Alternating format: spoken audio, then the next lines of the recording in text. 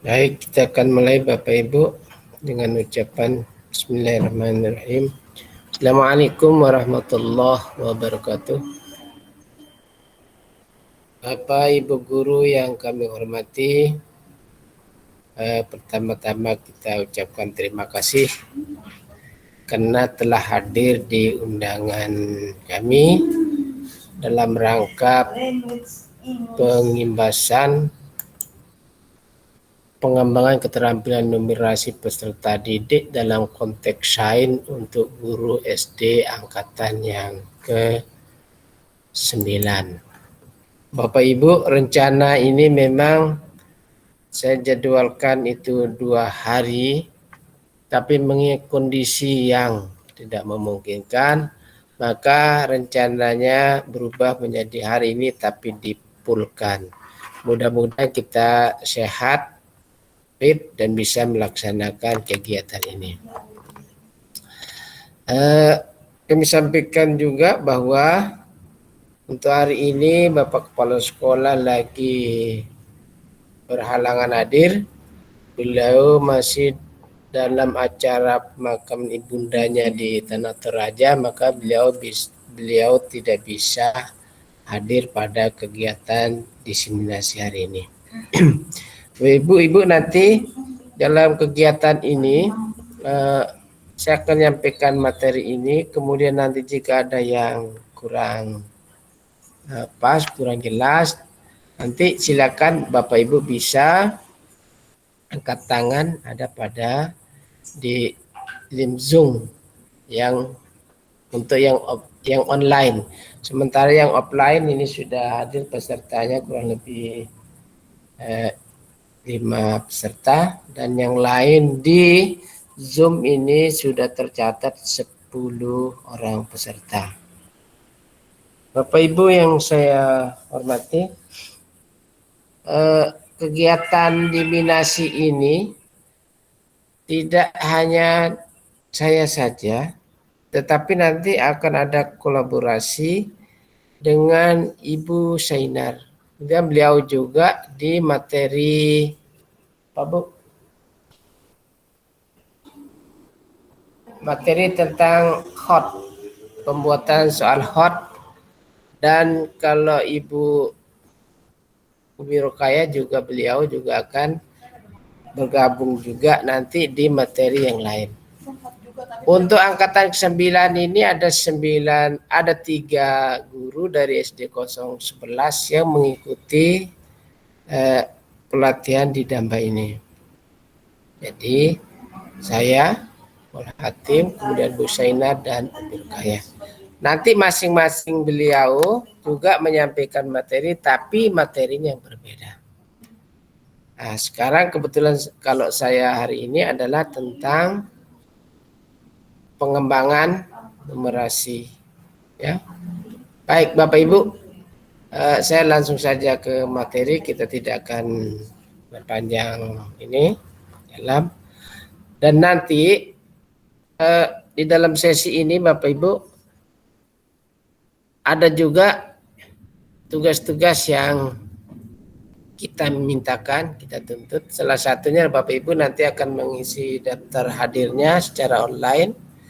Nanti di kolom chat kita akan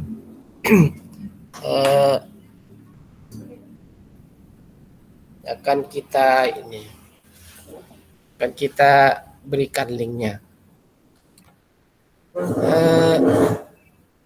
Apalagi ya? Saya kira mungkin cukup itu. Dan kita sekarang langsung saja ke materi. Baik, izinkan saya untuk bagi screen. Sementara kalau Bapak Ibu yang offline langsung saja, nanti bisa langsung ditayangkan.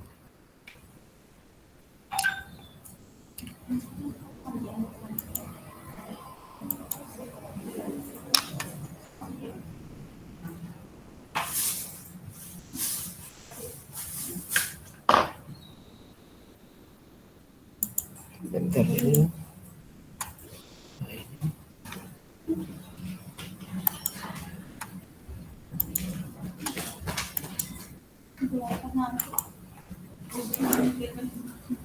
Nah, Baik, mohon info yang online. Bapak Ibu bisa lihat tampilan slide saya yang menjauh di sana. Bisa Pak Mur. Mohon hadir. Kaget siapa ya? Oke, terima kasih. Baik, kita akan langsungkan. Bapak Ibu, kita langsung ke materinya. Ini judulnya tentang pengembangan keterampilan numerasi peserta didik dalam konteks sains untuk kita guru-guru sekolah dasar.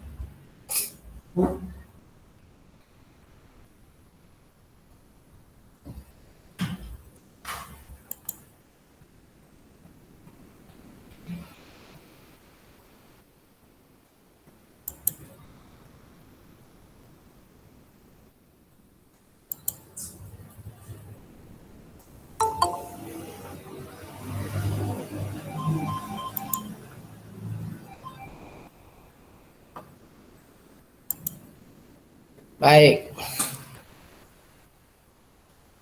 Kalau tidak salah, kemarin kita 1 minggu sudah berbicara tentang numerasi, bahkan literasi pada kegiatan di KKG kita, yaitu 1 minggu Bu ya. Dan bagaimana mengenalkan numerasi ini kepada semua jenjang yang ada di sekolah kita, SD kelas 1 maupun kelas 6. Tapi terutamanya nanti adalah pada kelas 5. Bapak Ibu, apa itu numerasi ya? Nah, ini definisi numerasi menurut beberapa ahli, beberapa pakar, diantaranya adalah ini. Numerasi itu didefinisikan ini menurut konteks tahun 2006 mengatakan bahwa sangat erat kaitannya dengan matematika fungsional, di mana numerasi sering digambarkan sebagai penerapan matematika dalam konteks. Tapi ada juga yang berpendapat di Westwood 2008, dia mengatakan bahwa numerasi itu adalah makna matematika dan melihat matematika sebagai alat untuk digunakan secara efisien dan kritis untuk beberapa tujuan sosial.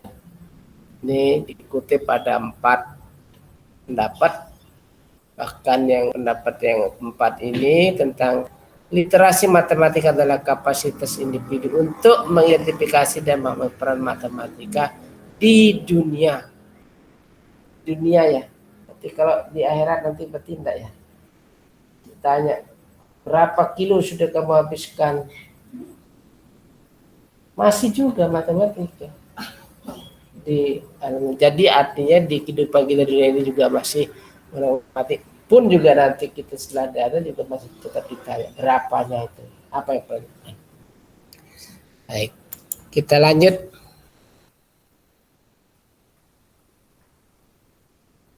Secara sederhana, numerasi itu diartikan sebagai berikut Bapak Ibu. Ini Bapak Ibu bisa juga sekaligus baca. Kemampuan untuk mengaplikasikan konsep bilangan dan keterampilan operasi hitung bilangan. Operasi hitung bilangan dalam kehidupan kita sehari-hari. Misalnya di rumah, pekerjaan, atau dalam kehidupan masyarakat dan sebagai warga negara, kemampuan untuk menginspirasi informasi kualitatif yang dapat ya di sekeliling kita, itu di sekeliling kita. Jadi kita dalam kehidupan sehari tidak lepas dari namanya numerasi ini. Pagi-pagi biasanya anak kita kalau kita tidak punya gula, mesti kita bilang, "Le, belikan ibu gula ke pasar." Nah, nanti dia akan kemana? Dikasih uang 100. Nah, nanti kita ditanya berapa sekilonya. Terus nanti itu banyak di aplikasinya. Dia bawa uang 100, harga gulanya sekian. Terus bagaimana? kembaliannya berapa. Nah, itu terus akan ada kaitannya itu dalam kehidupan sehari-hari. Maka nomor itu tidak hanya berupa angka saja Bapak Ibu ya. Kemampuan ditunjukkan dengan kenyamanan terhadap bilangan dan cakap penggunaan keterampilan matematika secara praktis memenuhi tuntutan kehidupan. Next. Kemudian bayangkan bila kita pergi ke pasar membawa cukup uang tapi tidak tahu cara berhitung. Kita bawa satu koper ya. Kan banyak, itu berarti lebih dari satu. Mau beli apa? Ini uang sebanyak ini mau dipakai untuk apa? Kita punya bidang tanah misalnya yang subur, tapi tidak tahu nilai tanahnya. Jadi kalau mau dibeli orang, Pak saya beli tanahnya 1.000 maukah? Karena kita tidak tahu, dikirain 1.000 itu ada uang yang banyak. Itu arti-arti penting daripada kita memahami kegiatan. Lanjutnya, ini Mas Bapak Ibu, menurut address shop ini dari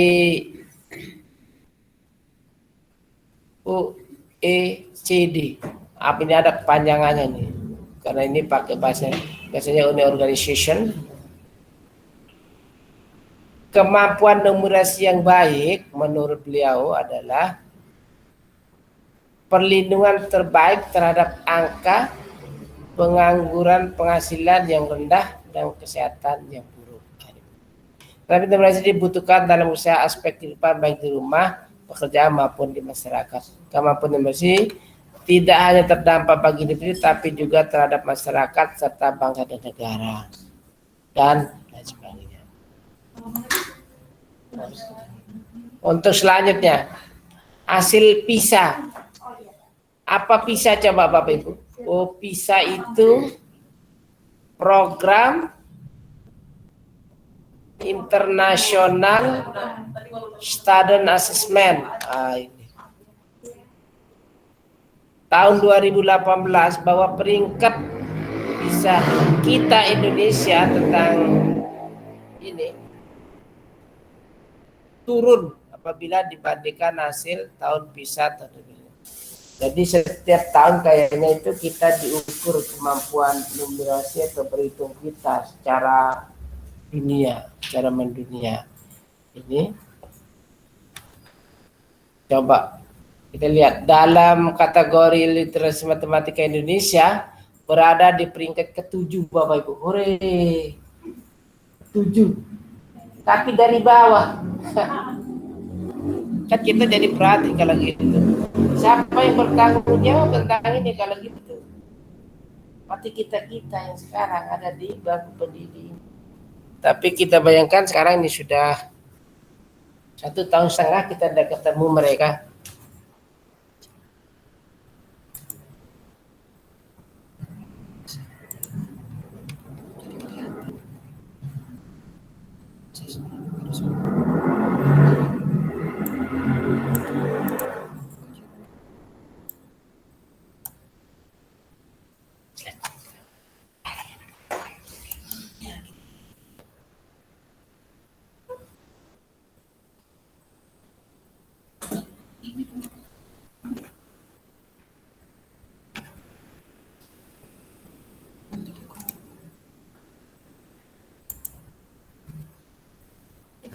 Gangguan teknis.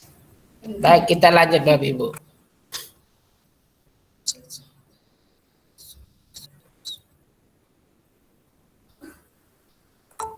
Tuh ada yang masuk, ada yang bergabung, Ibu Jumiani. Oke. Baik. Bapak Ibu, ini presentasi online.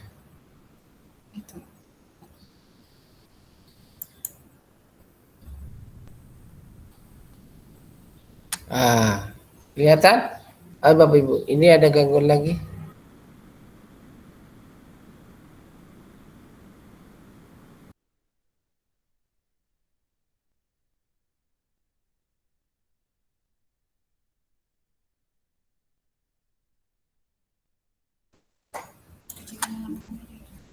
Oke.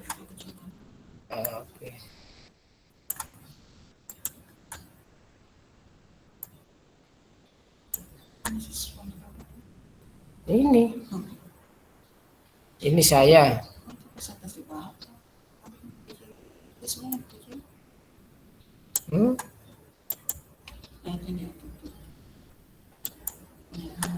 Ini tutup.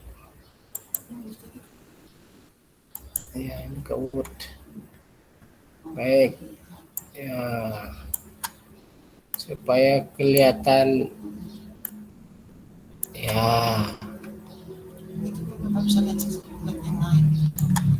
Sebenarnya tadi saya pakai 2 ke kiri kanan juga bisa. Tapi tidak saya tahu karena ini aja. Nanti tampak kok. Bapak Ibu kita lanjutkan. Ini bisa besar. Ya, sudah ada yang bergabung. Kita lanjut ke Bapak Ibu, ini tadi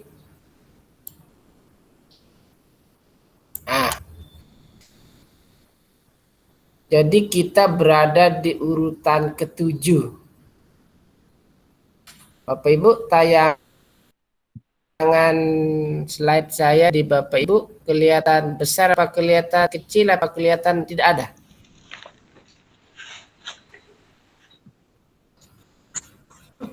Mana suara? Kelihatan aja Pak Mul. Oh, kelihatan. Oke, siap. Bisa dilanjutkan ya. Baik, silakan. Sambil minum-minum silakan, karena di rumah saja, yang di rumah, yang di sekolah silakan. Baik Bapak Ibu, saya lanjutkan tadi terpotong bahwa kita Indonesia berada di peringkat ke-7 paling bawah dari 73 negara yang dinilai. Dari 300 dengan skornya 300 berapa tuh skornya Bu? Kelihatan 370 kelihatan kah? 379 besar aja ini. Saya tidak lihat kalau ada yang tidak kelihatan sana juga tidak apa-apa. Yang hadir juga nanti mana yang hadir mana ini. Oke, Bapak Ibu. Nah, ini apa yang dapat kita lakukan kalau gitu dengan melihat kenyataan yang ada ini. Baik, nanti siapa tahu dalam waktu dekat Bapak Ibu kita sudah terbebas dari, bukan terbebas bahasanya ya, sudah lepas dari belenggu mbah kupitnya ini, dan mbah soronanya juga sudah kaki. Mudah-mudahan dalam waktu dekat, dan sehingga kita akan tatap muka sebagaimana mestinya. Pertanyaan saya Bapak Ibu, sudah siap kalau tatap muka? Siap. Oke. Baik, kita akan upayakan supaya dalam waktu dekat kita bisa tatap muka. Baik, kita lanjut Bapak Ibu. Nah, hubungan matematika dan numerasi. Ada hubungannya kan Bu? Berteman baik apa berlawan? Hampir di dalam persegi. Saudara. Bersaudara ya? Ya Pak Mul. Baik, kita lihat. Menurut, nah ini pendapat orang juga kita kutip Bapak Ibu. Jadi tidak hanya pendapat kita saja. Bahwa numerasi bukan sinonim. Sinonim itu kalau bahasa kita persamaan ya.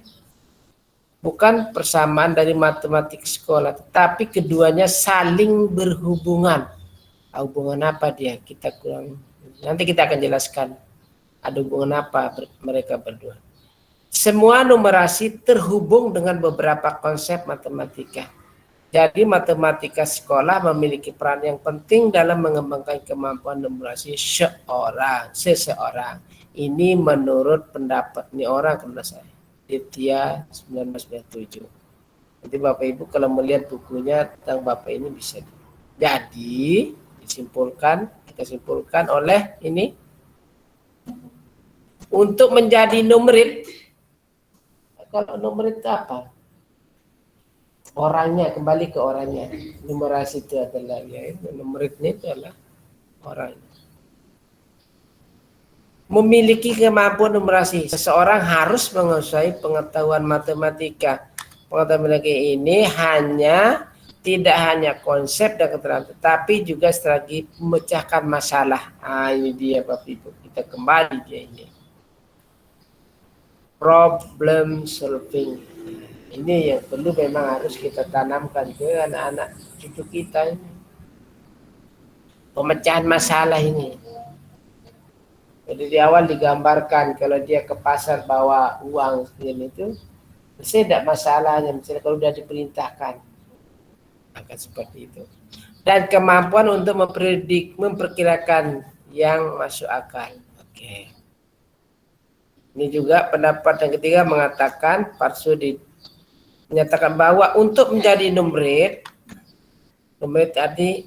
itu artinya Bapak Ibu memiliki kemampuan numerasi. Seseorang harus mengetahui beberapa konsep matematika. Tapi dengan mengetahui konsep matematika tidak berarti membuat seseorang menjadi numerit.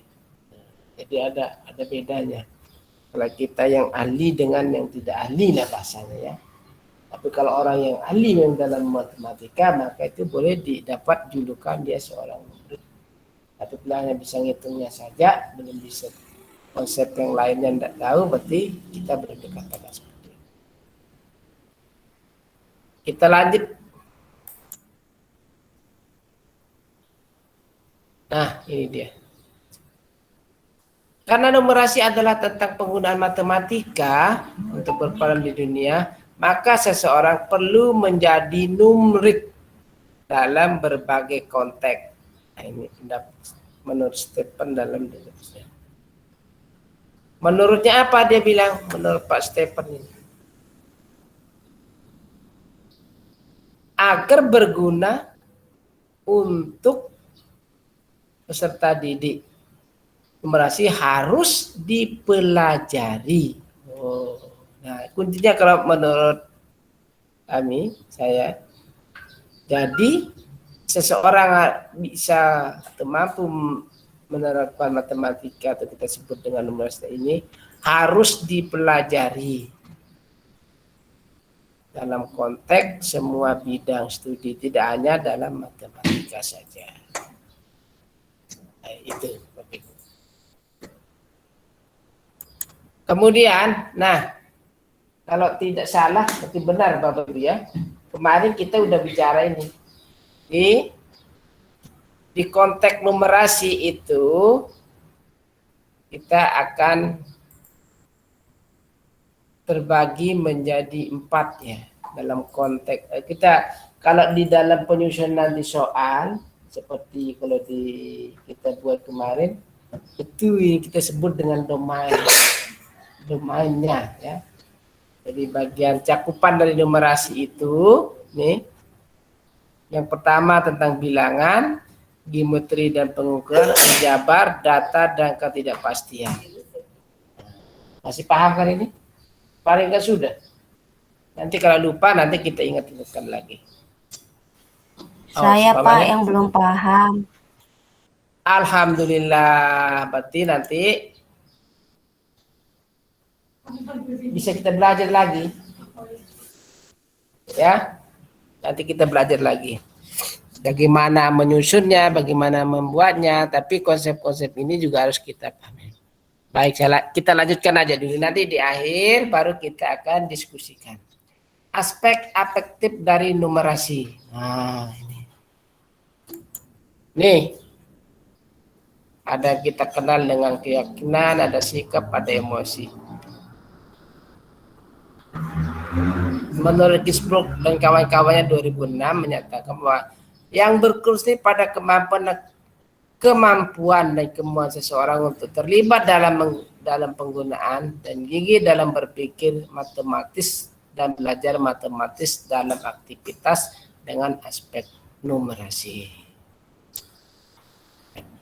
Ini orang-orang yang matematika itu biasanya kecenderungannya seperti ini dia. Orang-orang matematis kita sebut. Memiliki disposisi atau sifat atau karakter positif dan keinginan positif untuk menggunakan keterampilan matematik. Keinginan positif meliputi kepercayaan diri, keyakinan emosional, minat dan kemampuan untuk mencoba menafsirkan dan memproses data kuantitatif dan pemecahan masalah.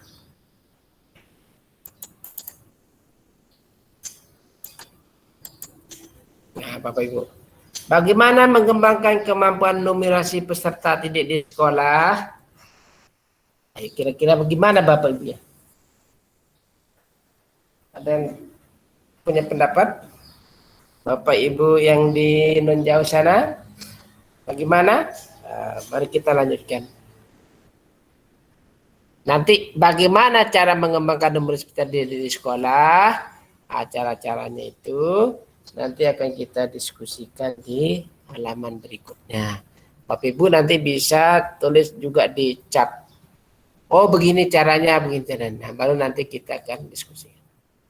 Kita lanjut Bapak Ibu. Nah, numerasi adalah keterampilan yang dikembangkan utamanya dalam pembelajaran matematika, tetapi juga dalam mata pelajaran lain. Jadi tidak hanya di matematika saja ternyata ya. Terutama perkayaan nih di kegiatan kita ini ada pada IPA.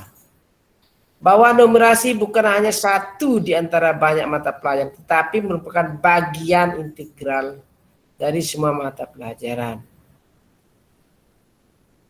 Memukakan bahwa ini Perso dalam di tahun 2006 dia mengatakan dalam setiap area pembelajaran 2 pertanyaan harus diajukan. Bagaimana numerasi dapat berkontribusi pada peningkatan hasil belajar di area pembelajaran ini? Bagaimana area pembelajaran ini dapat meningkatkan kemampuan numerasi siswa? Next, lanjut Bapak Ibu ini.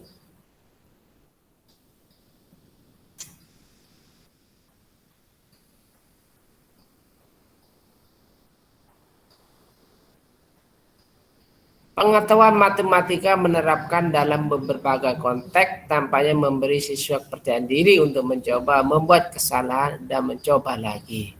Jadi belajar dari kesalahan, human error. Jadi kalau hari ini dia salah, belajar lagi, dan itu dia menemukan, oh ternyata, O-nya itu yang sebenarnya gitu. Maka cenderung kalau seperti saya itu di model pembelajaran online di Google Class, siswa-siswa saya itu jarang sekali, artinya bukan tidak pernah, kalau kata jarang dipakai, dia pernah memberikan nilai penuh. Contoh di penilaian saja saya ikut. Kenapa? Karena itu yang saya inginkan adalah ada kurangnya itu loh. Nah, kurangnya yang sedikit itulah yang dikejarnya. Tapi kalau diberi penuh, itu sudah nanti akan ada rasa ini, rasa bangga begitu. Terus kita tidak menginginkan supaya dia tidak timbul congkaknya. Wahnya itu yang kita hindari supaya pendidik seperti itu. Tuh, coba lihat saya 100 terus. Nah, membanggakan diri itu kan tidak boleh. Maka kita kurangi sedikit. Sebenarnya nilai 96 ini sama aja literat sudah penuh itu. Tapi memang kita tidak tampakkan supaya dia tampak. Itu adalah satu trik-trik yang membuat. Bagaimana Bapak Ibu, kita lanjut lagi ke penguatan materi matematika SD.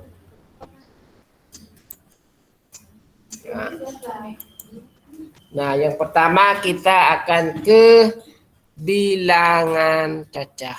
Masih ingat Bapak Ibu bilangan cacah ini? Bilangan, definisi bilangan cacah kan dulu waktu kelas 1 ya. Bilangan cacah adalah bilangan yang dimulai dari 0, 1, 2, 3 dan seterusnya. Kalau bilangan ini mulai dari 1, itu bukan bilangan caca ya. Itu bilangan apa? Kan ada kita kenal dengan bilangan asli, bilangan caca, bilangan prima, dan banyak lagi model-model bilangannya.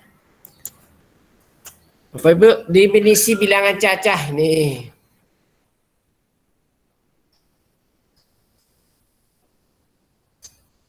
Bapak Ibu jelas sudah paham tentang apa itu bilangan caca, bilangan ganjil, bilangan genap, bilangan prima, dan semua jenis bilangan-bilangan yang ada. Ini definisi secara ininya. Silakan. Jadi kalau definisi bilangan cacah, karena tadi tampil, jika himpunan R mempunyai R anggota dan himpunan S mempunyai S anggota, R dan S adalah lepas, maka jumlah R dan S ditulis R ditambah S adalah jumlah elemen dari gabungan hubungan R dan S. Bilangan R dan S disebut N atau ditambah. N atau ditambah. Nanti kita lihat bagaimana penerapannya di dalam matematika hari-hari.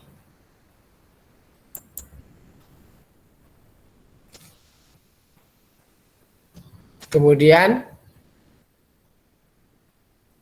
ada definisi perkalian bilangan cacah, definisi pembagian bilangan cacah seperti ini. Ini kalau perkalian bilangan cacah seperti ini. Yang berikutnya adalah pemangkatan bilangan cacah. Pertanyaan saya Bapak Ibu, belajar tentang bilangan ini di SD kelas berapa Bapak Ibu?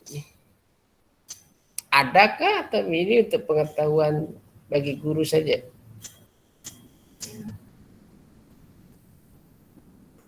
Adakah kita pelajari? Kelas 4 ya ada? Bu Zainab kan ngajar matematik juga kan? Oh, Bu Anu, saya tahu. Bu itu, Bu Madalena. Bu Mary. Oh, Bu Mary. Bu Mary ini kelas berapa pelajarannya? Nanti tulis di chat ya. Oh, baik. Sekarang kita ke sifat-sifatnya juga. Oh, ini dijelaskan dari A sampai Z ini. Ada semua Bapak Ibu. Sifat tertutup terhadap penjumlahan. Contoh, ini contohnya. 4 dan 5 adalah bilangan cacah. Jika 4 dan 5 dijumlahkan, hasilnya adalah 9. Jadi 9 adalah bilangan cacah. Ini tertutup terhadap penjumlahan. Sekarang tertutup terhadap perkalian. A dan B bilangan cacah. A kali B adalah bilangan bulat. Sifat ini menyatakan bahwa hasil dua bilangan cacah dalam bilangan cacah. Kemudian sifat identitas penjumlahan. Nih, lihat. Untuk setiap bilangan cacah B, A ditambah N, 0 ya. 0 ditambah B sama dengan B ditambah 0. Sama dengan B.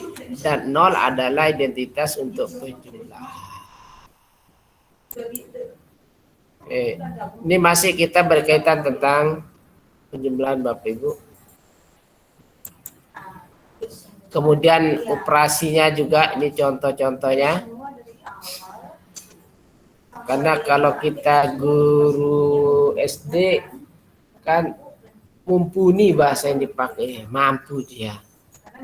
Mulai A sampai Z, ya, sebuah bidang. Beda kalau kayak di SMP kan hanya menekuni satu bidang.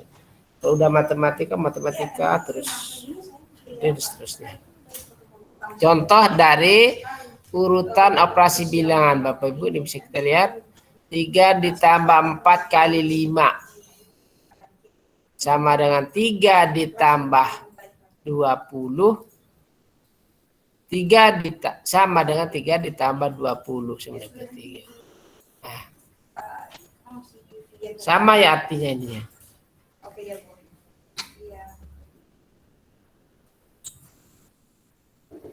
Kalau ada operasi pecahan, ada tambah, ada kali, ada bagi. Mana yang harus didahulukan? Itu sifat-sifat itu juga berlaku kayak ini. 3 ditambah 4 duluan kah? Kan tidak. Tapi mesti yang ini karena kali 4 kali 5 maka dia dapat 20. Jadi kali dulu, setelah itu kalau ada bagi baru bagi, setelah itu bertambah baru pengurangan. Itu urutan daripada operasi bilangan Caca.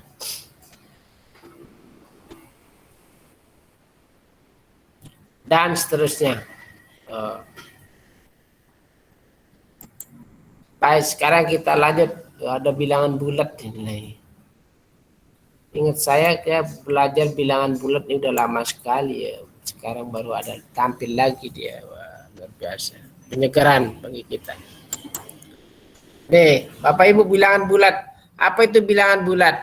Bilangan bulat adalah bilangan cacah negatif digabungkan dengan bilangan cacah. Kok dua apa? Digabungkan maksudnya itu. Untuk setiap bilangan bulat ada bilangan bulat lain yang disebut lawan sehingga jumlah keduanya adalah 0. Kalau misalnya min supaya dia jadi definisi dari ini sehingga jumlah keduanya adalah 0. Maksudnya ini adalah misalnya kalau 10 supaya menjadi 0 maka ditambah min 10. Itu maksudnya ini. Ini maksudnya maka tadi ada negatif digabungkan. Ini definisinya. Sehingga kalau kita lanjutkan ya, bilangan bulat negatif itu contohnya adalah min 1, min 2, min 3. Bilangan bulat positif itu adalah bulat positif ya 1, 2, 3. Nah, makanya kalau min 1 ditambah 1 kan hasilnya 0. Itu maksudnya. Ini maksudnya kalimat-kalimat.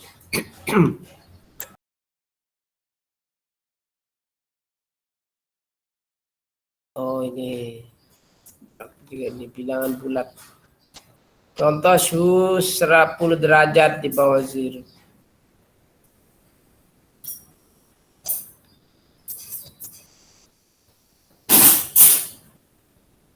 Contoh yang kedua ini bagus. 1000 meter di bawah permukaan laut ditulis min. Karena batas artinya kan di permukaan. Berarti kalau di bawah berarti min, ditulis min. Oh gitu. Kan? Kalau di udara tidak ditulis min dong. Plusnya positif jadinya. Nah, ya. Berarti ya sudah. Nyambung ini Bapak Ibu tentang ini. Baik, kita lanjut Bapak Ibu. Sifat-sifat bilangan bulat. Ini nanti Bapak Ibu slide-nya kalau kurang pas, mau dipelajari nanti slide-nya ini Bapak Ibu bisa dapatkan pada, nanti saya tautkan pada WA group di bawah. Ini kita sifat tertutup terhadap penjumlahan dan perkalian. Kemudian sifat identitas.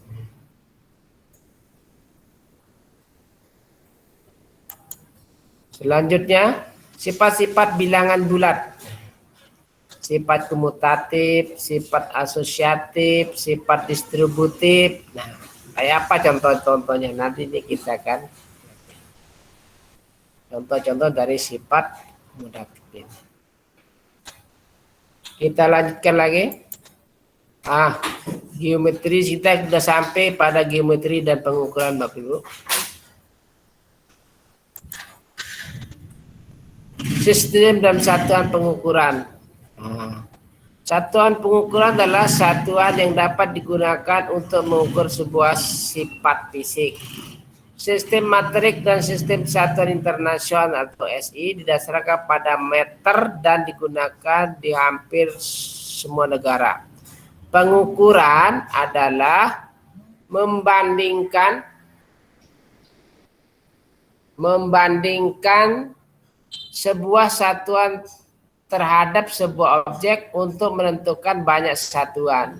Sementara luas adalah banyaknya satuan yang diperlukan untuk menutupi suatu permukaan. Itu luas. Luas itu panjang kali lebar kalau jadi berapa luasnya. Nanti akan tanda. Luas adalah banyaknya satuan yang diperlukan untuk menutupi suatu permukaan. Sementara volume, kita sebut volume atau volume ya sama ya. Isi ya. Sama enggak, Bu? Volume, isi, sama ya? Beda. Ada yang berpendapat Bapak Ibu, volume itu sama dengan isi bukan? Halo, yang online? Ahli matematik mana? Kayaknya sama, Pak. Kayaknya sama. Kalau isi itu kan luas, Pak. Kalau isi Sama, Kalau Pak. saya luas. beda, Pak. Baik. Antara beda dan sama nanti akan kita diskusikan lagi di forum selanjutnya. Baik. Untuk sementara definisi volumenya seperti ini dulu ya. Nanti kalau ada menemukan lagi, berarti itu namanya ilmu pengetahuan Bapak Ibu. Kalau sepengetahuan saya itu dia berkembang. Jadi dia saklek seperti itu. Hari ini dia A, besok lagi bisa A tengah atau A setengah seperti itu. Saya offline aja, nggak online. Oh iya. Oh ini yang online. Oh offline. Oke, boleh. Ada peserta datang offline. Baik. Volume adalah banyaknya satuan 3 dimensi yang diperlukan untuk mengisi suatu bangun. Sementara kalau luas permukaan adalah banyaknya satuan persegi yang diperlukan untuk menutup permukaan bangun 3 dimensi. Sementara massa, massa. Baru kalau definisi massa menurut Ibu apa ya? Massa itu orang banyak. Oh, berat jenis. Oke. Ini apa massa? Massa itu yang orang berkerumunan banyak itu. Itu massa juga. Tergantung konteksnya, Pak Mul. Kalau dilihat S-nya itu double dengan yang tidak kan beda tuh. Ini kan S-nya 2. Ya. Berarti kalau S-nya 2 itu yang artinya kalau kita bahasa kita di sini mungkin itu berat ya. Berat jenis ya. Ya. Tapi kalau massa berarti itu orang banyak atau kerumunan begitu. Nanti kalau ada yang berkembang lagi boleh protes ya, boleh diajukan. Baik. Adalah ukuran kuantitas. Nah, kuantitas itu kan banyaknya berarti kan? Kuantitas. Materi dan tidak dipengaruhi oleh gaya gravitasi. Dan terakhir adalah berat. Berat adalah ukuran gaya tarik gravitasi pada suatu benda. Wah, ini menarik juga ini. Definisi-definisi ini jarang kita cermati, baru hari ini tampak ya. Oke. Baik, kita lanjutkan slide berikutnya. Nah, ini sistem metrik permit atau awalan. Metrik dihubungkan dengan pangkat dari 10. Nah, coba lihat. Kilo, berarti itu sama dengan 1000 ya. Hekto 100, deka 10, desi 1 dibagi 10 per 10. Kalau senti itu 1 dibagi 100. Nah, kan sering kita jadikan pertanyaan, berapa sentikah? Kan? Kalau pita mainannya si Ayu panjangnya 2 meter, kan begitu. Artinya itu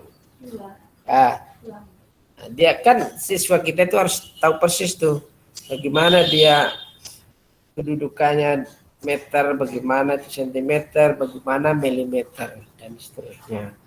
Kalau dia mili berarti per 1000, maka kita sering dengan mil per mil. Itu ukuran untuk di laut ya.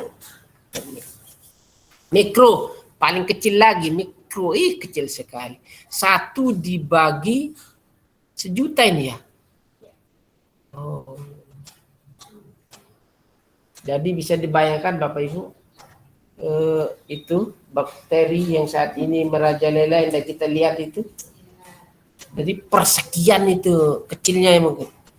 Itu dia berupa benda atau minuman atau makanan gitu ya.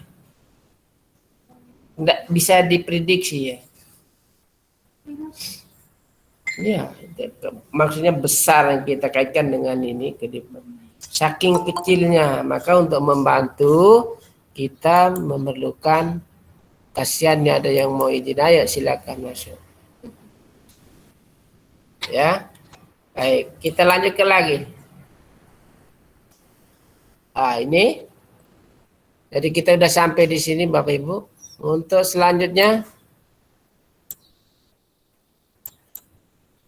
banyak, betulkah slide-nya Pak Mul?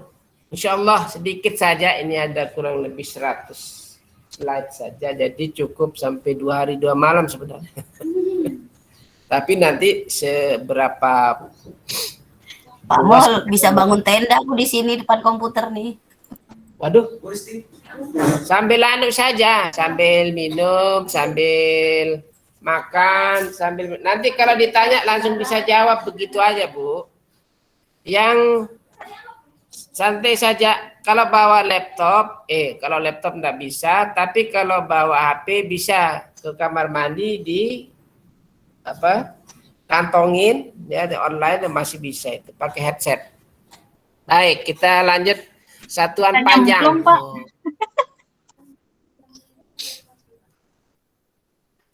Betul tuh Bos Sebelum Reni. saya lanjut, ayo ada pertanyaan supaya nanti biar rame gitu. Atau kita selesaikan dulu baru ada pertanyaan.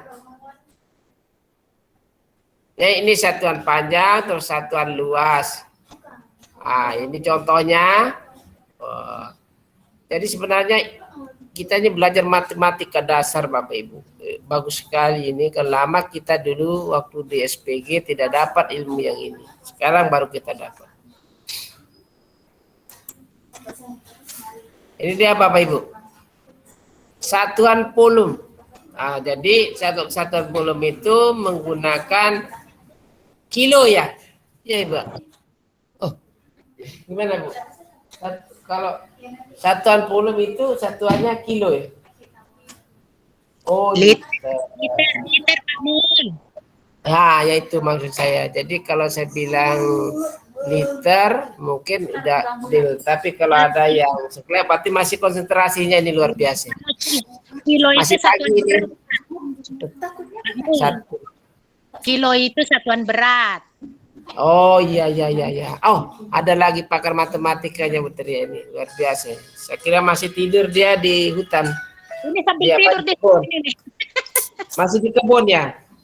Iya. Baik, nanti ada pertanyaan khusus untuk pakar matematika kita hari ini. Beliau sudah datang. Oke. Baik, sekarang kita lanjut. Ada gangguan teknis Bapak Ibu, ada ini sedikit. Baik, saya lanjutkan ini tentang volum, satuan volum. Nah, ini tidak perlu dibacakan, tapi Bapak Ibu bisa lihat sendiri. Kemudian satuan massa tadi, baru kita lihat kilo. Ya. Ya. Kemudian selanjutnya tentang suhu. Suhu diukur dalam derajat pada skala Celcius. Oh ya. Jadi air mendidih pada skala sekian kilo, kan tidak mungkin, tapi pada suhu sekian, kan begitu bahasa yang dipakai. Baik, kita udah sampai di slide yang ke-40. Numerasi dalam pembelajaran matematika. Siap-siap nanti saya akan ada pertanyaan ini. Bapak Ibu, ini yang latar belakang. Ya, jadi untuk menjadi numerit atau memiliki kemampuan matematika atau menjadi kemampuan numerasi, seseorang harus menguasai pengetahuan matematik. Pengetahuan matematik ini tidak hanya konsep dan keterampilan, tetapi juga strategi pemecahan masalah. Ini tadi sudah diungkap di depan. Ya, kita Kemudian Nah, ini kita kaitkan dengan problem solvingnya. Ilmu matematika lahir dari usaha manusia untuk memahami lingkungannya. Proses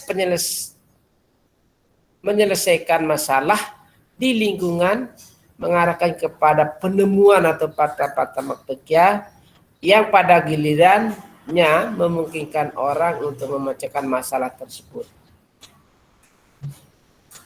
Kemudian peserta didik dapat merasakan kekuatan dan kegunaan matematika melalui proses pemecahan masalah.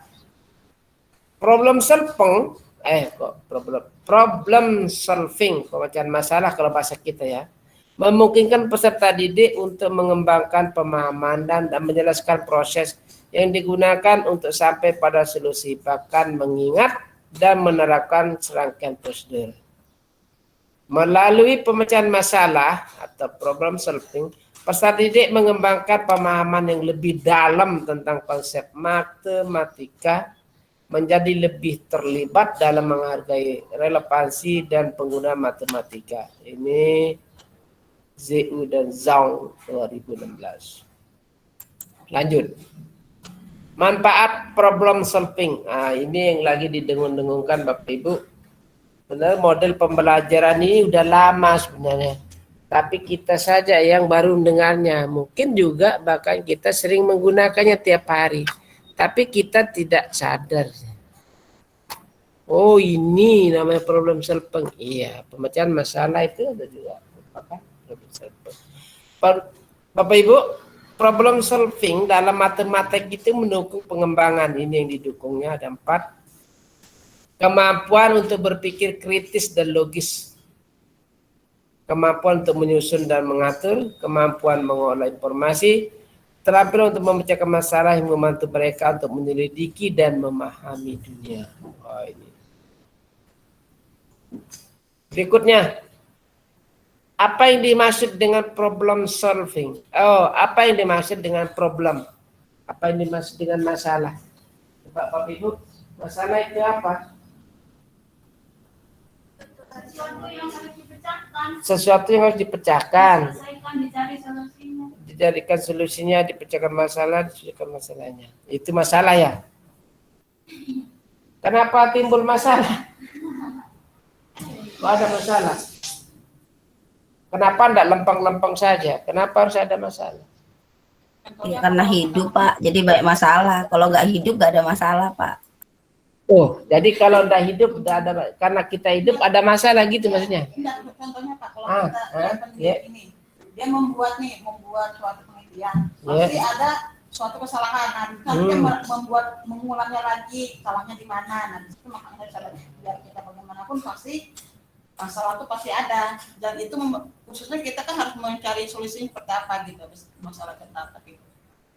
Jadi masalah ini berpengaruh besar pada kehidupan seseorang. Iya Pak, karena kalau tidak ada masalah kita tidak akan membuat berkembang lagi gitu Pak.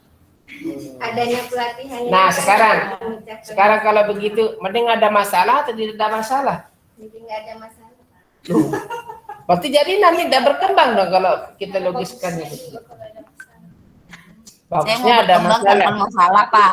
Pak boleh nggak saya berkembang tanpa masalah? Berkembang tanpa masalah. Ada sih, pernah saya baca atau pernah saya buat atau pernah saya teliti kan, kenapa masalah itu timbul Bapak Ibu? Masalah itu timbul karena dia tidak sesuai dengan harapan. Tadi kalau dia sesuai dengan harapannya, tidak timbul masalah. Tapi karena dia tidak sesuai gitu, maka timbullah masalahnya. Itu kata apanya kita baik? Kata bijak kah kata apa? Baik Bapak Ibu, itu tentang problem saya. Menurut Pak Charles tahun 82 ini di bukunya mengidentifikasikan bahwa masalah matematika itu ada sebagai tugas di mana, nah ini jadinya. Orang yang menghadapinya ingin tahu perlu menemukan solusinya. Orang tersebut tidak memiliki prosedur yang tersedia untuk menemukan solusi. Itu masalah jadinya. Orang tersebut harus berusaha untuk menemukan solusi. Nah, itu jadi masalah juga jadinya ya. 3 masalah. Oh iya. Maka timbul masalah karena Solusi yang melihat tentang menurut saya ya tujuannya belum sesuai dengan apa yang dikehendaki, jadi masih ada masalah. Ya kayak ini jadinya ini. Dia belum menemukan masalah.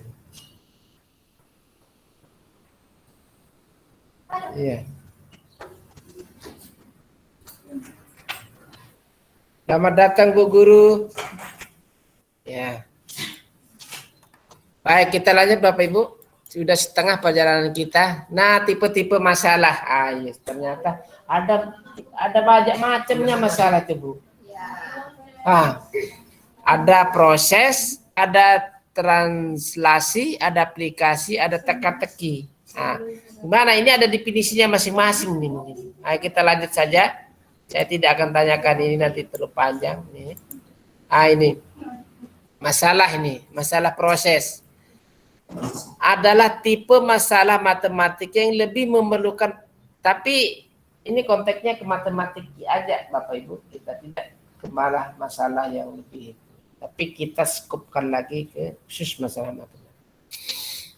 Masalah proses adalah tipe masalah matematik yang lebih memerlukan proses pencarian solusi dibandingkan dengan prosedur penghitungan masalah. Seperti ini penting karena proses digunakan dalam masalah. Contoh, ini pertunjukan udara.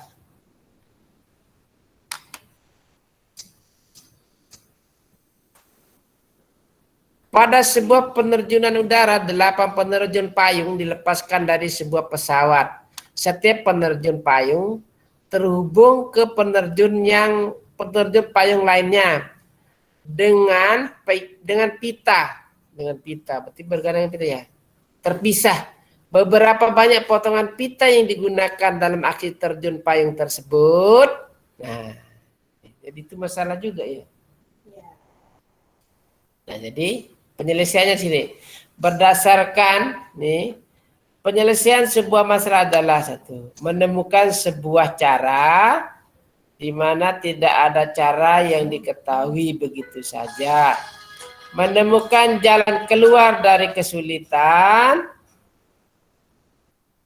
Ya, ini kayaknya mengganggu ini, kita matikan anunya dulu supaya dia tidak berbunyi. Oke.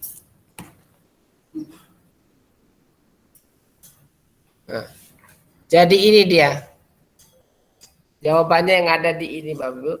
Penerjun payung itu 1, penerjun payung 1 dihubungkan ke 7 penerjun payung lainnya. Jadi setiap penerjun payung dihubungkan dengan 7 penerjun payung lainnya. Jadi perlu 1 pita untuk menghubungkan. Jadi P1 ke P2 dan P2 ke P1. Jadi jumlah total potongan pita yang digunakan adalah 56/2 sama dengan 28. Tuh, soal matematika jadinya Bapak Ibu. Arti matematika beneran ini kita. Baik, kita lanjut. Ini masalah translasi Bapak. Ini masalahnya ini.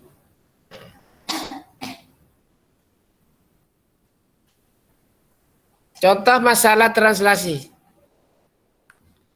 Kapasitas tempat duduk. Sebuah gedung pertunjukan sekolah memiliki 648 tempat duduk yang diatur menjadi 8 baris kursi. Berapa banyak tempat duduk pada setiap baris? Kegiatan kecepatan lari ini juga ini. Nah, nanti ini soal-soal semacam ini kan menimbulkan masalah, makanya diselesaikan dengan pola yang yang tadi kita bahas di atas tadi. Baik, kita lanjut Bapak Ibu. Ini tentang masih masalah aplikasi. Ini penerapan dalam kehidupan. Jadi masalah itu tentang aplikasi.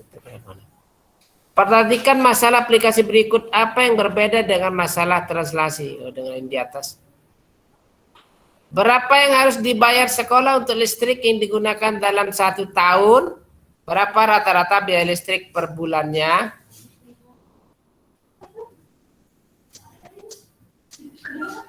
Ini kan perlu permasalahan, nah? Penyelesaian masalah. Ini masalah aplikasi. Dan mungkin ini yang keempat tentang teka-teki ya, ini Bapak Ibu. Kebanyakan peserta didik menyukai masalah memecahkan teka-teki. Terkadang sulit untuk mengidentifikasi strategi apa yang digunakan untuk memecahkan teka-teki yang diberikan. Biasanya melibatkan proses matematika seperti visualisasi, analisis, dugaan, dan pengujian. Contoh masalah teka-teki berikut. Teka-teki titik 9. Nah, dapatkan Anda menghubungkan semua titik menggunakan 4 buah garis lurus tanpa mengangkat pensil dan kertas. Baik, silakan Bapak Ibu, ini tantangan kita untuk hari ini. Silakan dicoret-coret, kemudian nanti hasilnya yang sudah menemukan. Ini jadi karena dia teka-teki, mintanya apa ini? Menggunakan 4 garis, ingat, garis lurus. Kalau garis bengkok mungkin bisa, maka dibelokkan. Tapi ini lurus, Bapak Ibu, tanpa mengangkat pensil dari kertas. Nah, bagaimana itu? Dimulai dari mana? 4 jadinya, 4 garis lurus jadinya. Silakan, Bapak Ibu dicoba. Yang offline maupun yang online.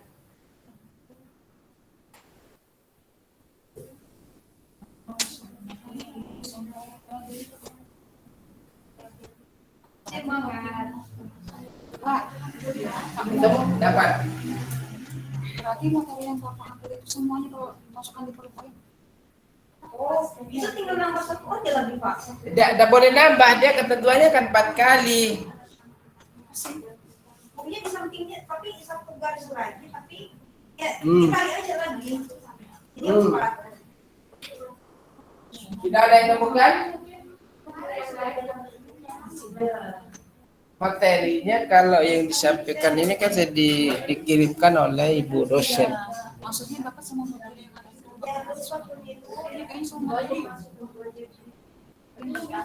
Baik. Jadi kalau yang udah ada yang nemukan ya, 4 ya, 4 garis. Kalau kita rabakan, kita coba. Ahli matematiknya mana lagi? Kita mulai dari mana? 4 ya. Jadi 4 garis lurus tanpa mengangkat pensil. Nah, kan dapat 4 nih. Boleh dari atas, boleh nih. Mulai dari titik ini angkat ke atas. Nah, tuh kan. Lurus lagi sini tuh. Nah, ke sini nih. Kan sudah 2, 3, 4. Ketemu enggak? Tapi semua titik harus terhubung. Kalau misalnya ini ya, dari ini. 1, 2, 3, 4. Berarti masih kurang dong.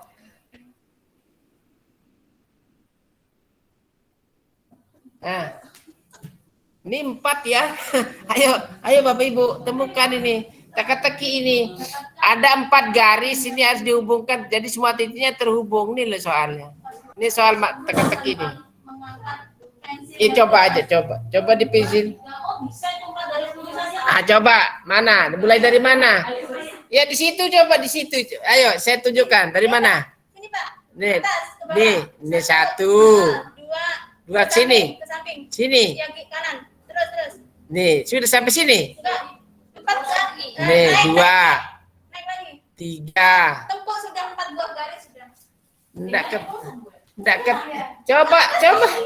Coba nih nah. Nih coba ya. Saya hitung ya. 1, 2, 3, 4.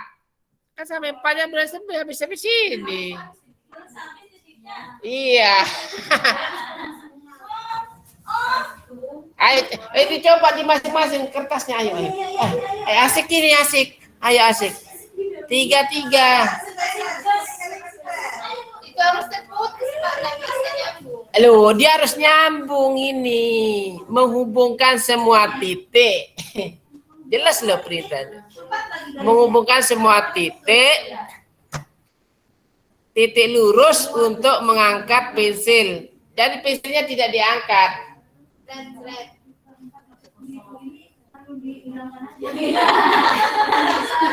Bisa begitu. 4 ya, 4.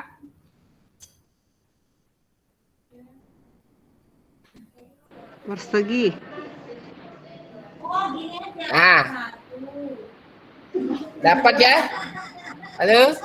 Dapat? Coba tunjukkan yang bisa, yang dari peserta online ada yang dapat? Nanti yang dapat bisa menunjukkan.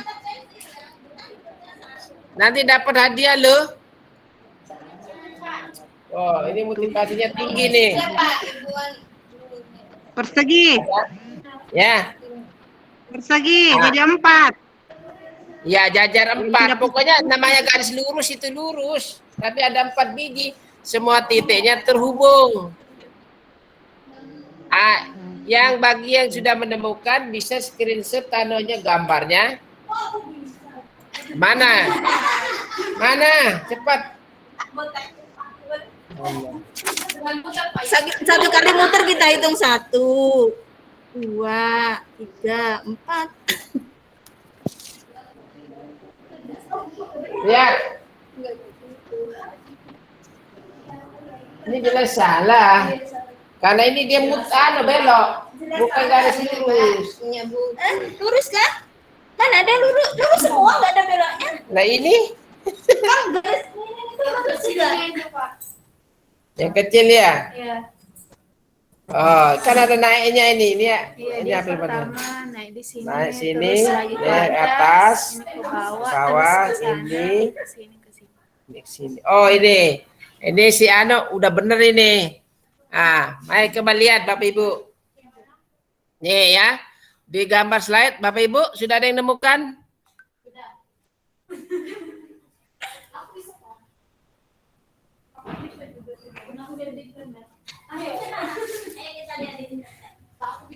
Lihat nih. Jadi nih, lihat nih. Dari titik paling bawah ini, nah lihat. Naikkan. Terus ke atas sana. 1. Dia ketemunya dekat nih ya. Nih 2. Nih. 2 kan? 3. Nih 4. Oke, ya benar. Nanti saya tunjukkan ya. Jadi ini coba lihat, perhatikan. Saya tunjukkan lagi yang peserta non jauh. Mulai dari titik sini nih, kan garisnya lurus nih. Namanya garis lurus kan beritanya ada 4. Nih tarik lurus ke atas. Tuh, sampai atas sana. Baru naik yang ini nih. Nah, kena yang ini nih. Nah, ini 1, 2 ini. Nah, kan udah 2 garis. Ya kan? Ini 3, 4. Tapi ini enggak kena ya? Masih tinggal 1. Oh, begini. Ini. Kalau sini berarti udah 3 dong, lebih. Terus ke samping kanan. Kan 9 ya. 1, 2. Oh gitu. Ya ini ya. 1 lurus, 3, 2, 3, nah kan, baru 4. Oh, kan? Sudah ketemu? Baik. Ini memang teka-tekinya sungguh menantang dan enak buat anak-anak. Bisa seharian dia bikin gini. Nah, nanti PR-nya akan saya buatkan.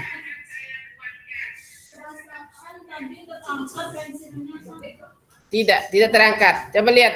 Jadi yang penasaran coba lihat. Tidak terangkat nih, saya lihat nih ya. Mulai dari sini, nih titik ini. Saya angkat naik sana set.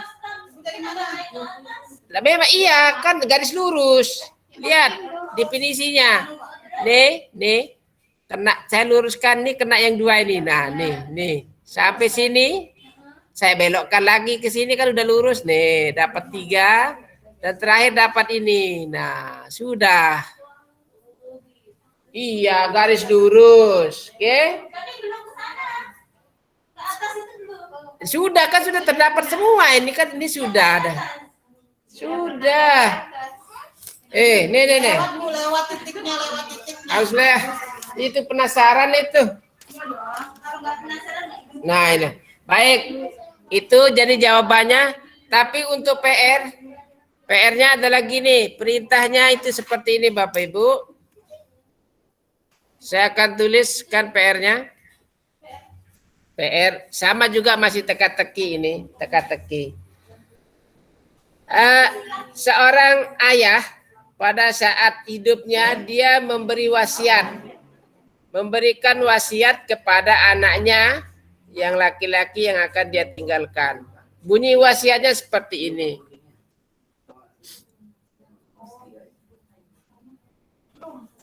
Ini ada 10. Ini ada 10 kelapa.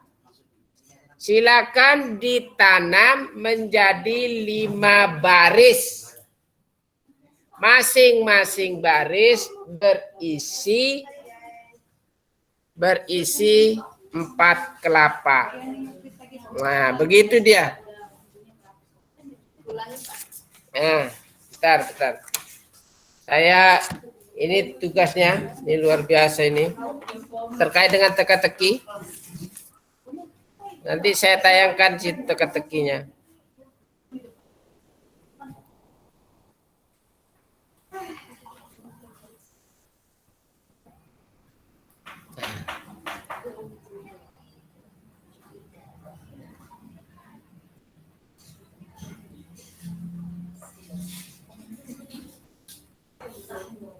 Oke. Jadi dengan perintahnya seperti ini Bapak Ibu, PR-nya nanti yang dapat bisa menyelesaikan. Ini masih terkait dengan teka-teki. Jadi wasiatnya orang tua ini mengatakan sama anaknya, ini ada 10 kelapa. Kelapa. Bibit kelapa kalau gitu. Silakan ditanam menjadi 5 baris. Kalau 5 baris itu berarti berjejer kan? Masing-masing baris isinya 4. Silakan ditanam. Ya.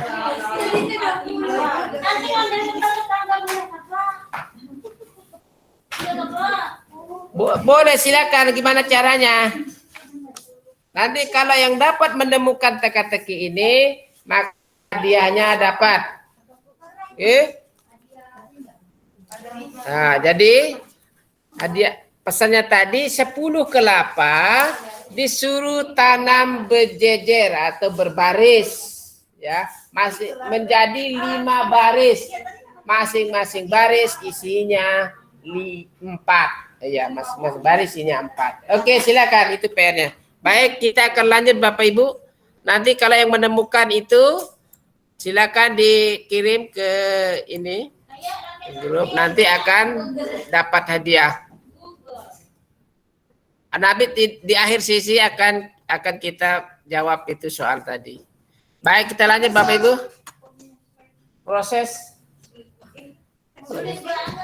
Proses pemecahan masalah. Ini 10. Baik, ya. Langkah-langkah pemecahan masalah menurut Polya. Ini Bapak Ibu, ini ada 4 masalah. Ini dalam masalah problem solving. Memahami masalah, merancang pemecahan masalah, kemudian melaksanakan masalah, dan mengevaluasi masalah atau merefleksinya. Ini jadi ada 4 langkah kalau menurut pada dalam masalah pemecahan masalah. Kita lanjut Bapak Ibu. Dalam pembelajaran pengajaran problem solving ini yang kita tekankan terutama pada pengajaran untuk problem solving, pengajaran tentang problem solving, pengajaran melalui program. Ada 3 nih kata kuncinya Bapak Ibu. Tapi kita lebih cenderung diarahkan untuk pengajaran tentang problem solving ini. Di mana peserta didik harus memerlukan bimbingan bagaimana memecahkan masalah, sehingga guru perlu menjelaskan dan mencontohkan bagaimana strategi pemecah masalah yang baik bagi peserta didik. Dianggap sudah menguasai konsep matematika yang diajarkan sebelumnya.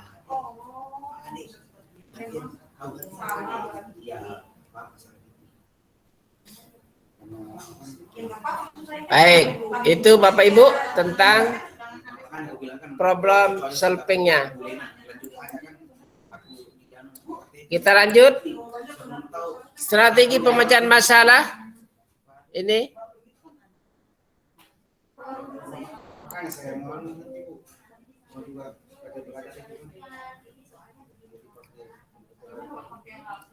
Ini dinamakan dengan strategi action out, act it out atau jalankan. Nah, coba kita lihat. Ini ada contoh Bapak Ibu, ini menarik juga. Hari ini membawa 15 buah kue ini ya ke sekolah untuk dibagikan kepada teman-temannya. Tapi di kelasnya ada 20 orang. Berapa orang teman yang tidak mendapatkan muffin atau mendapatkan kue? 2, 4, 6 balu, 10, 2, 4-nya ada 15. Nah ini.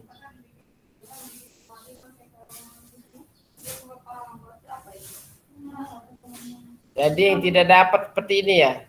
16, 17.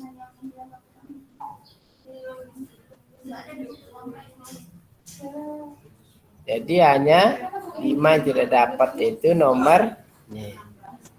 Oke. Paham ya tentang ini? Baik, ini lagi.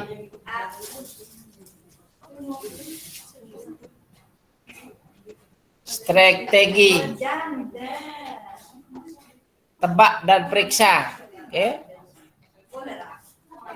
Ini soalnya.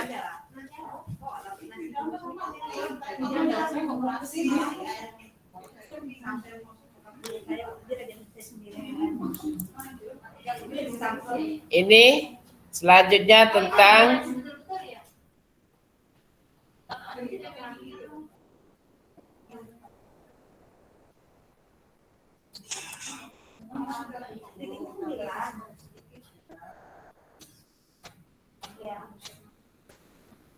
memecahkan masalah yang lebih sederhana. Nah, coba lihat. Sajikan kepada peserta didik masalah berikut. Ini masalahnya.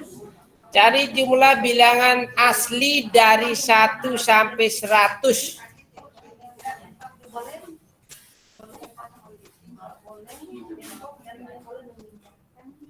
Apakah ada masalah yang lebih sederhana yang dapat dipertimbangkan?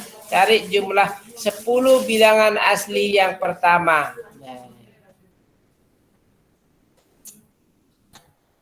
Jadi kalau dijumlahkan hasilnya sama. Tanyakan apakah ada spesial dengan 55? Coba kita lihat materinya. 55 ini adalah bilangan ganjil dan faktornya 5 dan 11.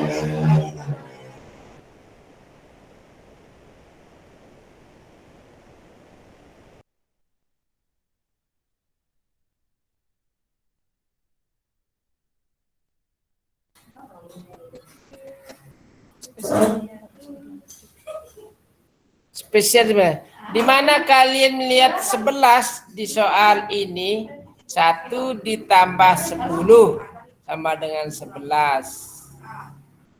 1 ditambah 10 sama dengan 11 dibagi 2 ditambah 9 sama dengan 11 dibagi 3 ditambah 8 sama dengan 11 dibagi 4 tambah 7. 11 itu bisa 11 bagi 7. Oh, luar biasa memang. Coba kita lihat coba.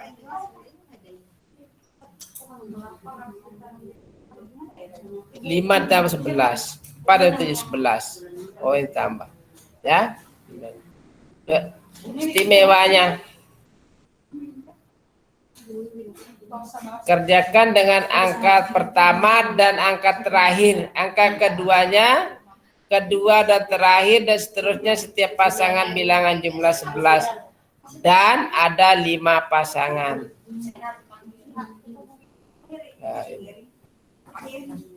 Dan seterusnya. Ini merupakan pemecahan masalah yang lebih sederhana pada matematika. Kita lanjut. Strategi membuat tabel, Bapak Ibu.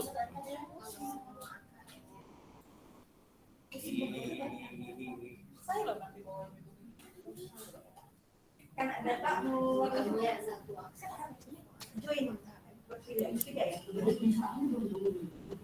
Kemudian strategi bekerja mundur. Mana ini coba strategi bekerja mundur? Ini contoh soalnya. Ini solusinya. Susah apa tidak susah? Coba ini coba lihat jawabnya. Menggambar sebuah diagram. Nah, coba. Contoh masalah yang diselesaikan dengan strategi menggambar diagram. Rina ingin memotong 50 cm pita menjadi 4 bagian yang sama. Berapa banyak potongan yang harus dibuat pada pita?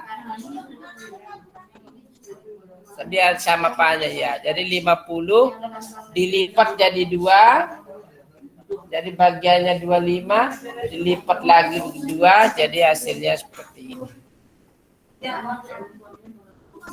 Jadi ada 4.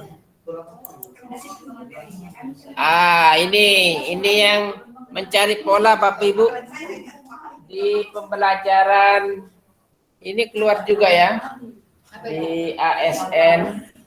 Yang pola-pola ini juga sering ditanyakan. Nah, ternyata kita di pembelajaran matematika di kelas rendah pun juga sudah diajarkan. Cari 2 elemen berikut Pak dari pola berikut. Nah, maka kita nyambung.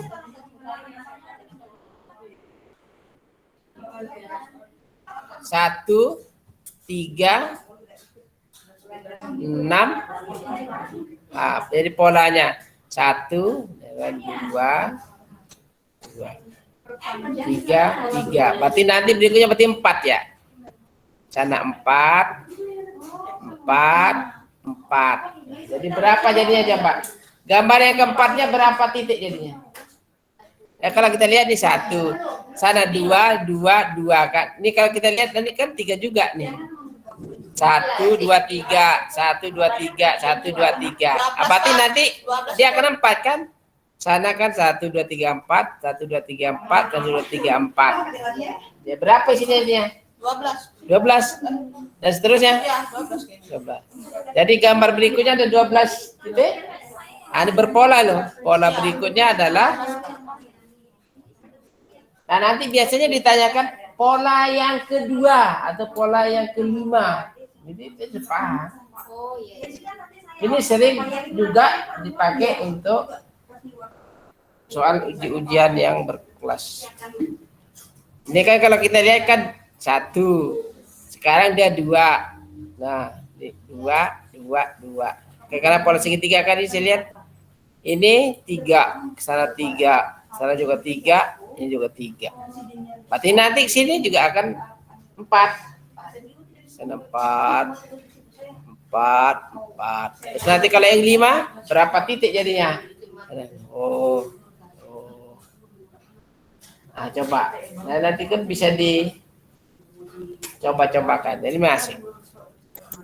Baik, sekarang kita akan rencana pembelajaran problem solving. Nah, ini yang sudah mendekati ini. Nah, ini.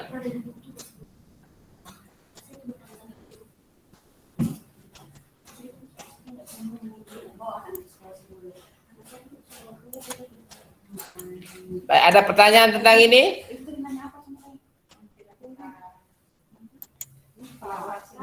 Nah, mengubah konteks masalah.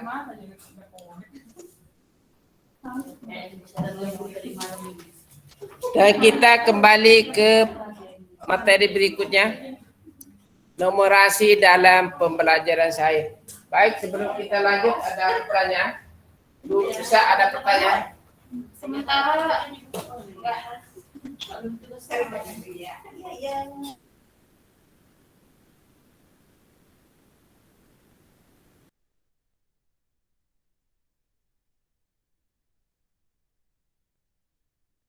Mana jadi kan? Sore Bu Zainal. Udah mau lama. Kita mau sore bisa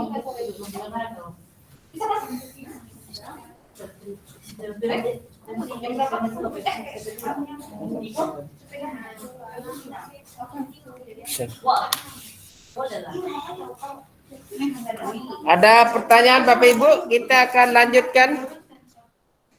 Sebelum kita lanjut, tahu ada yang mau ditanya-tanyakan, ada yang mau disampaikan, ada yang mau didiskusikan. Sebelum kita ke ini.